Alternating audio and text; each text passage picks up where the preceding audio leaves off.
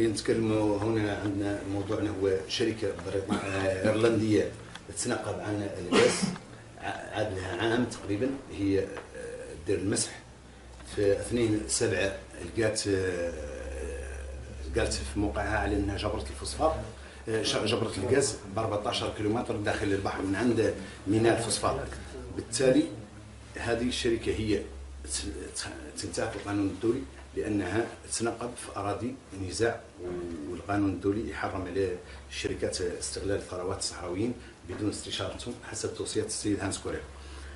كاتبنا هاي الشركة ارسلنا لها رسالة يوم 11 يوليو 2015 إلى حد الساعة ما جاوبتنا. هذه الشركة دارت عقد مع شركة فرنسية اسمها انتربوس، وهذه هي صورتها. الغريب في الامر ان جمعيه مراقبه الثروات الطبيعيه وحمايه البيئه بالصحراء الغربيه اعلن عندها شكوك، تساورها شكوك.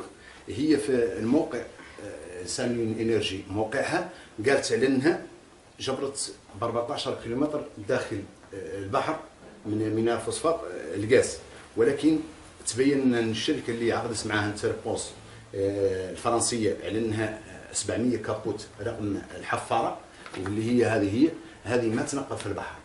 بالتالي عاد عندنا شكوك على انها ما اللي تنقب هي في البحر، انها اللي تنقب في البر.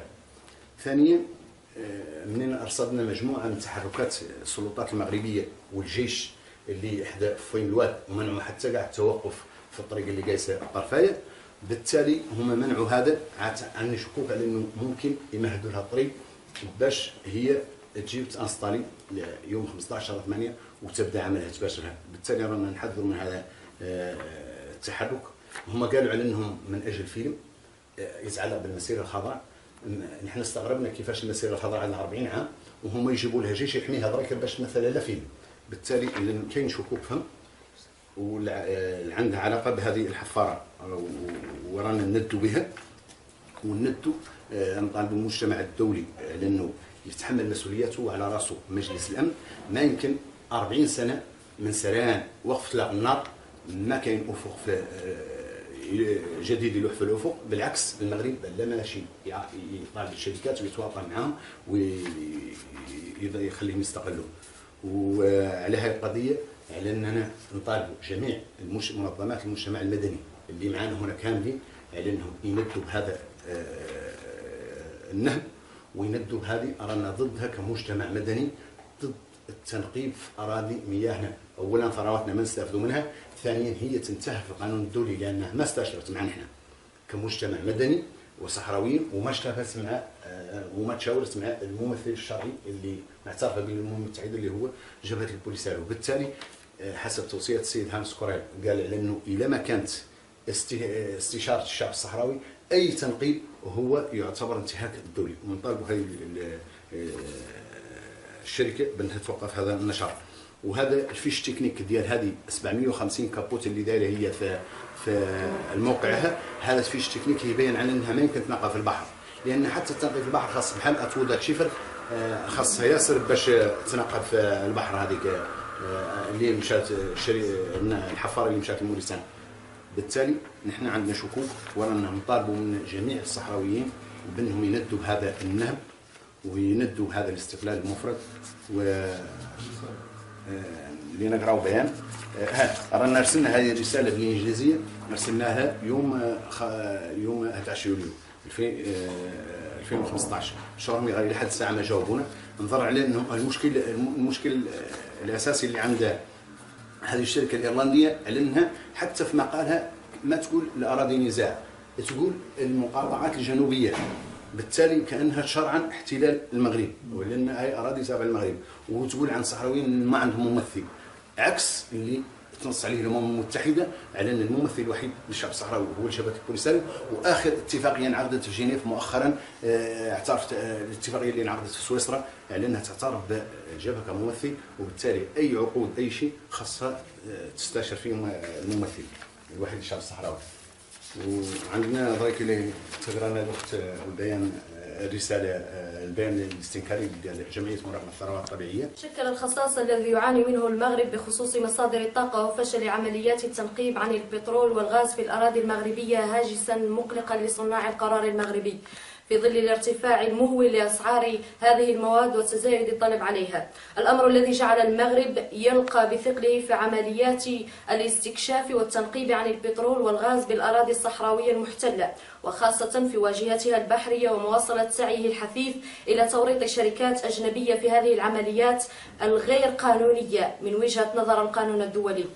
فمن خلال ما نشرته عبر موقعها الإلكتروني الشركة الإيرلندية سان ليون إنرجي يوم 2 يوليو 2015، والذي يفيد بأن هذه الشركة لا زالت مصرة ومصممة على انتهاك القانون الدولي والشروع في البحث والتنقيب عن الغاز واستعدادها الحفر بداية النصف الثاني من شهر غشت من هذه السنة، بعدما أبرمت عقدا مع الشركة الفرنسية أنتروبوز التي ستتكفل بالحفر لمدة 30 يوما وبعمق قد يصل إلى 2000 متر. إن قضية الصحراء الغربية مصنفة في إطار تصفية الاستعمار وتقرير المصير، القرار 1514 المؤرخ في 14 ديسمبر 1960، ولا توجد أي دولة في العالم تعترف للدولة المغربية بضمه الغير الشرعي للصحراء الغربية. واستنادا إلى الشرعية الدولية، فالمالك الحقيقي لثروات الصحراء الغربية هو الشعب الصحراوي الذي يرفض تماما هذا التنقيب، لأنه ينتهك بشكل صارخ القانون الدولي، بل ويشجع المغرب ويزيد تعنته وغطرسته كما يطيل أمد النزاع. وعلى هذا الأساس فإننا من داخل جمعية مراقبة الثروات الطبيعية وحماية البيئة بالصحراء الغربية نذكر الشركة الإيرلندية سان ليون إنرجي وكذلك الشركة الفرنسية أنتروبوز بالمسؤولية الاجتماعية للشركات أو الشركتين وبالوضع القانوني للإقليم، ونطالب بما يلي: التوقيف الفوري للمشروع الرامي إلى التنقيب في مياه الصحراء الغربية، لأن هذا المشروع يتم في إقليم محتل بشكل غير مشروع من قبل المغرب وينتهك سيادة الشعب الصحراوي على ثرواته. المغادرة الفورية لكل شركة أجنبية تنشط بالصحراء الغربية، لأن هذا النشاط يساهم في دعم وشرعنة الاحتلال وتكريسه في الصحراء الغربية، وكذلك إطالة معاناة الشعب الصحراوي عبر استنزاف ثرواته دون أخذ رأيه. نناشد المنتظم الدولي وكل المنظمات بالتدخل العاجل للحد من نشاط هذه الشركات الغير قانونية في مياه وتراب الصحراء الغربية. أخيرا، نطالب الأمم المتحدة باتخاذ الإجراءات الكفيلة بردع وصد هذا النوع من الأعمال العدوانية على ثروات الصحراء الغربية والشعب الصحراوي. عن المكتب التنفيذي لجمعية مراقبة الثروات الطبيعية وحماية البيئة بالصحراء الغربية. باسمي نندد بما تقوم به الشركة الإيرلندية سان ليون إنرجي من التنقيب على البترول والغاز وجميع الثروات الصحراوية، خاصة في هذه الظروف احتلال المغرب، لأنه يزيد المغرب إصرار على إطالة هذا النزاع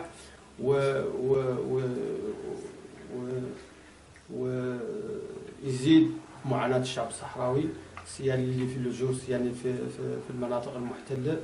ونندد بجميع الشرايك اللي يقوموا بهذا العمل وجميع اللي يتعامل مع المغرب في تكريس الاحتلال للصحراء الغربية. بسم الله الرحمن الرحيم. على كل حال الشعب الصحراوي يتبرم الشرايك كاملة اللي تساهم مع المغرب في سرقة ثرواته، وبصفة خاصة هاي الشركة اللي قالها سان لويس إنرجي الأيرلندية إعلانها يا الله تفهم وتعرض إعلان هذه أرض لأهل الصحراء وللشعب الصحراوي، وطبقا للفتوى القانوني اللي إصدر المفتي القانوني اللي هو هانس كوريل 2002، إعلانه الشعب الصحراوي وحده هو اللي يحق له إعلانه يتعاقد مع الشرايك والله مع حد كامل لا يستثمر في الصحراء. وبالتالي احنا نبدو بهاي الصفة إعلانهم هما يدوروا يستثمروا ويدوروا يرفهوا أولادهم على حساب موت أولادنا احنا، ويدوروا يرفهوا أولادهم ويقروهم على حساب جهل أولادنا احنا. وبالتالي إعلانهم هم اللي يدوروا يستثمروا ويدوروا يسترفهوا على حساب الشعب الصحراوي. وبالتالي احنا نندد بهذا الفعل ونحتسبوه قبال على انه فعل ارهابي محض، لانهم يتواطؤون مع هذا الاحتلال والغزو المغربي اللي يقمع الشعب الصحراوي واللي محتل ارضه من 75. والسلام عليكم ورحمه الله تعالى وبركاته. بسم الله الرحمن الرحيم والصلاة والسلام على رسول الكريم. باسم الشعب الصحراوي تحت الاحتلال طواقين إلى الحرية والاستقلال، نخدم لهم هذه السرقة وهذه الخيانة لهذا الشعب الصحراوي اللي مشتركات فيه شركتين، وهي الشركة الإيرلندية، شركة سان ليون انرجي، والشركة الفرنسية انتربوز. رانا ندوا ونستنكروا هذه الخيانة لهذا الشعب وهذه السرقة اللي يسرقوا فرضهم. ثانيا نحمل الأمم المتحدة المسؤولية الكاملة على التواطؤ مع المحتل المغربي قدام أعين العالم والمنتظم الدولي. رانا نحملوا المسؤولية وراهي مشاركة في هذا الإجرام اللي قايمين به ضد الشعب الصحراوي وكل الوطن والشهادة. نحن كمواطنين صحراويين وكعضو من تنسيقية رافضي جنسية الاحتلال المغربي ندوا بهذه المؤامرة اللي قامت بها سان ليون انرجي بالتواطؤ مع نظام الاحتلال المغربي للتنقيب على الغاز بالصحراء المحتلة. نار فرنسا الصحراء المحتلة أرض نزاع وملف عتيق وعريق في الأمم المتحدة، وهذه الشوارك مع الأسف اللي هي إيرلندية وبريطانيا وفرنسية من توضع يدها في الاحتلال المغربي، مع ذلك عن تكيل بمكيالين، هي دول ديمقراطية وتدعي الديمقراطية وتحاول تشارع الاحتلال المغربي في الصحراء الغربية آخر مستعمرة في أفريقيا.